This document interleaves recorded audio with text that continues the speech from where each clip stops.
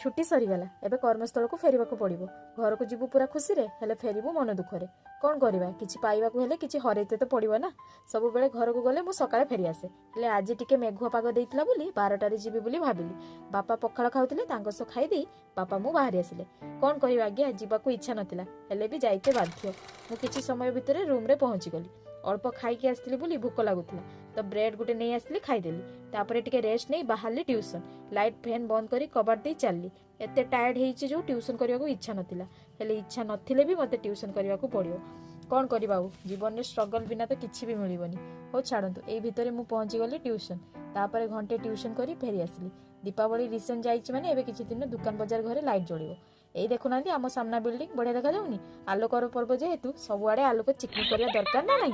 तापरे राति रे खाइबा हमर चिली चिकेन और रुटी हेइतला। मु एबे खाइली। आपण माने लाइक शेयर एंड सब्सक्राइब करि देबे। रहिली जय जगन्नाथ।